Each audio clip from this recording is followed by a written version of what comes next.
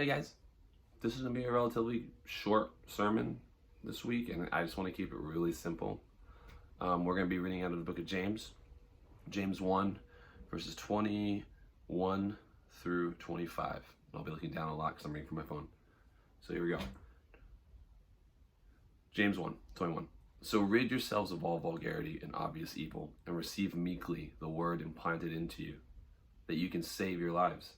Don't deceive yourselves by only hearing what the word says, but do it. For whoever hears the word but doesn't do what it says is like someone who looks at himself and looks at his face in a mirror, who looks at himself, goes away, and immediately forgets what he looks like.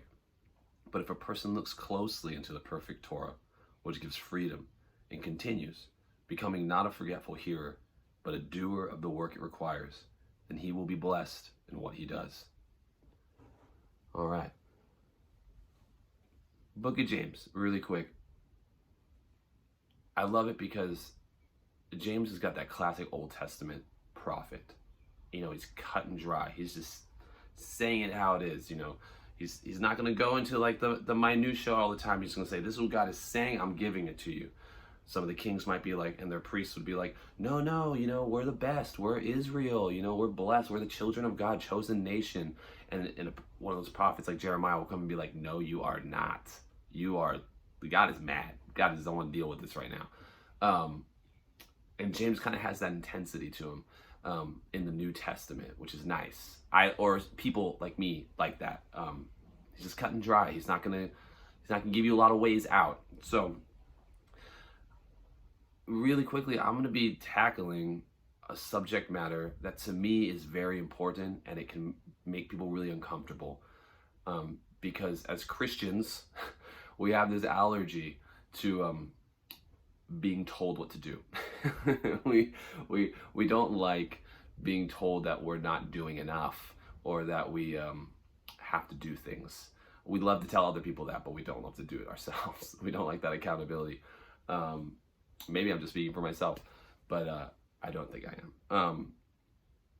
But I just really want to talk about this simple truth of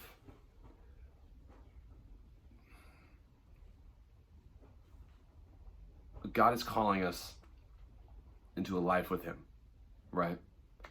God loves us. We love Him. And our natural expression to His love is to do the things that He not only just called us to do, but to be like Him, right? I mean, you can go all the way to the Old Testament, be holy as I am holy, and you can go to Jesus, the Great Commission or whatever, or do the things that I am, that I do, just being His disciples. There are all these different things, but we want to be like Him.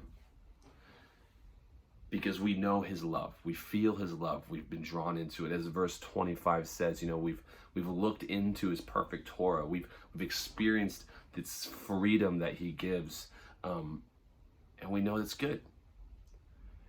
And sometimes it's really easy to be complacent, and sometimes we don't even know we're being complacent. We have lots of different ways to hide. But here in James, the subject matter that he's talking about is doing. Not just hearing, but doing. The hearing and doing are two different things. And hopefully one leads to the other.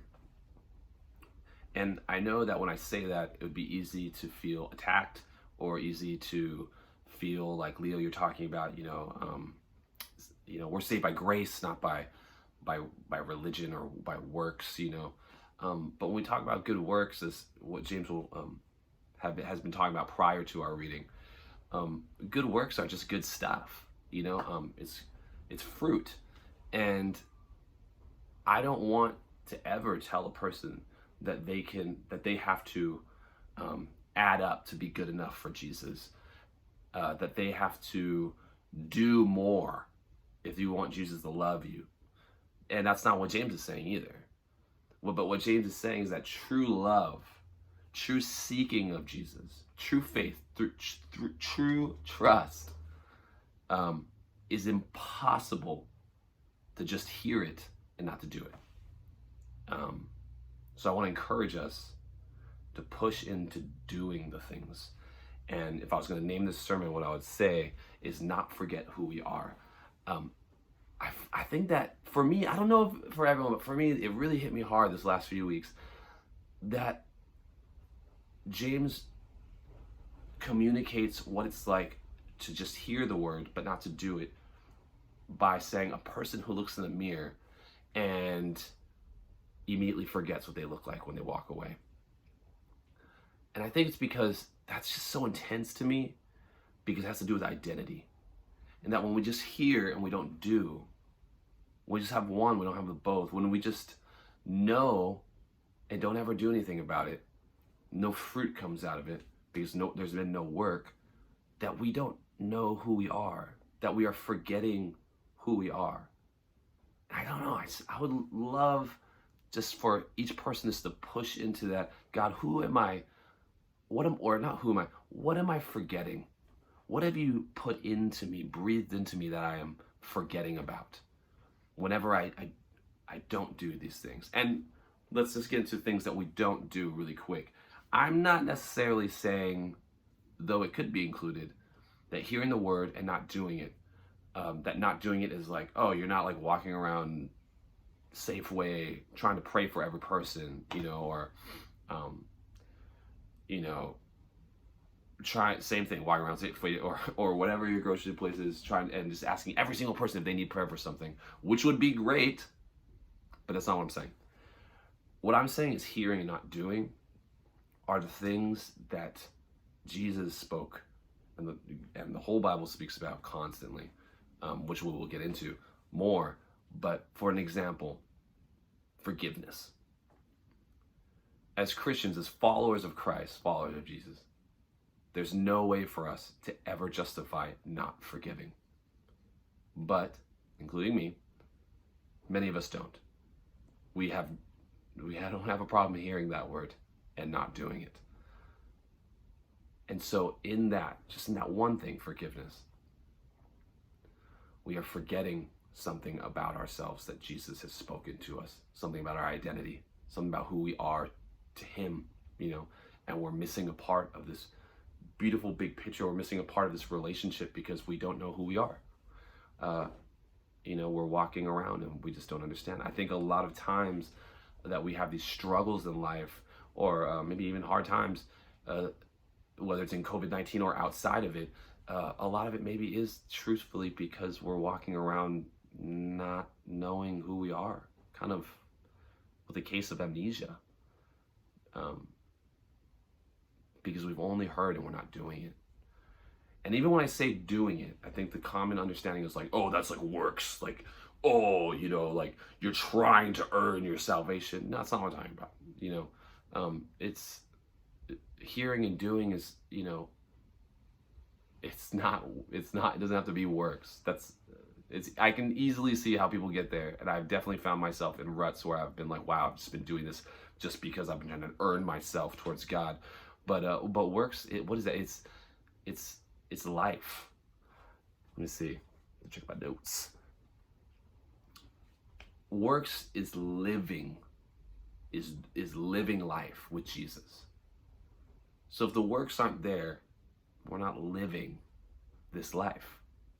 We're just knowing, It's like, this might be a bad example, but like, it's like if you read a recipe to make cake, chocolate cake,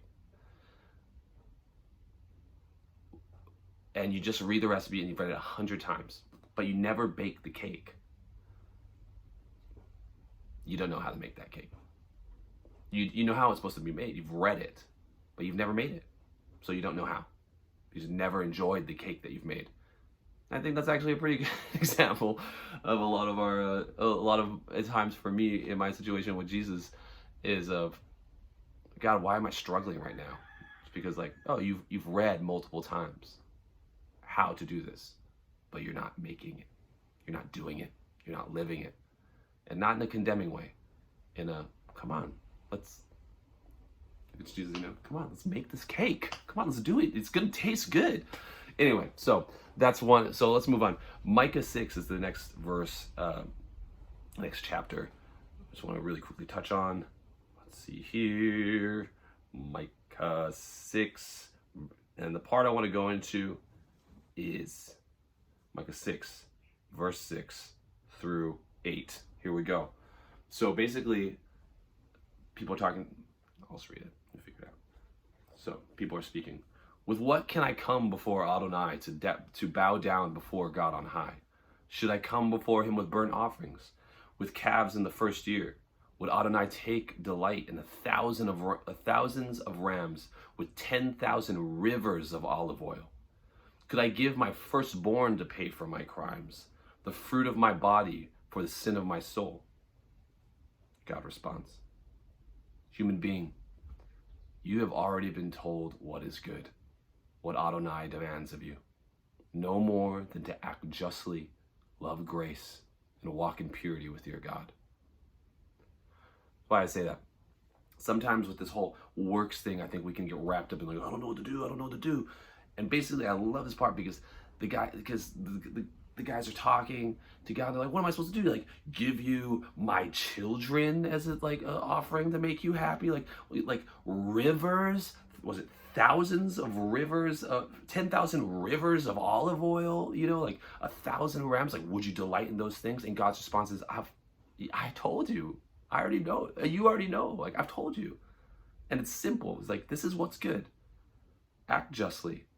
Love grace. Walk in purity with God. Those might be loaded terms, but that's what God loves. And that's, I think, something we need to really ponder on, at least for me, in my life. Am I living justly? And do I seek justice? That's an intense word, but it's worth, again, looking into. Love, grace, mercy, kindness, compassion. These things, do they, overwhelm my life? Walk in purity with your God.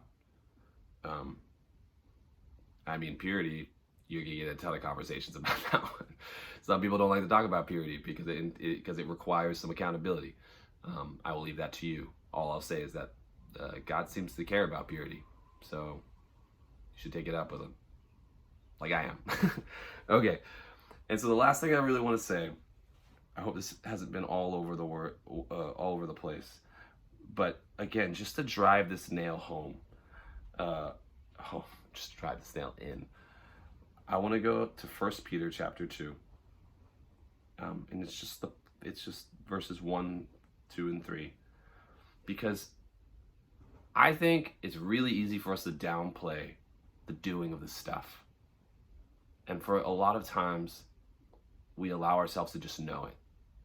And I just want to make it abundantly clear that that's not the way that God sees it. And that's kind of intense. It's worth thinking about. So, 1 Peter, I have another verse after this. 1 Peter chapter 2. Therefore rid yourselves of all malice, all deceit, hypocrisy, and envy, and all the ways they are of speaking against people. And be like newborn babies, thirsty for pure milk of the word, so that by it you may grow up into deliverance. For you have tasted that Adonai is good. We have tasted that he's good, so do these things. As James said, rid yourself of all vulgarity. As Peter says here, rid yourselves of malice, of deceit, hypocrisy, envy, all the ways of speaking against people. We got to rid ourselves of some things. We got to remember who we are.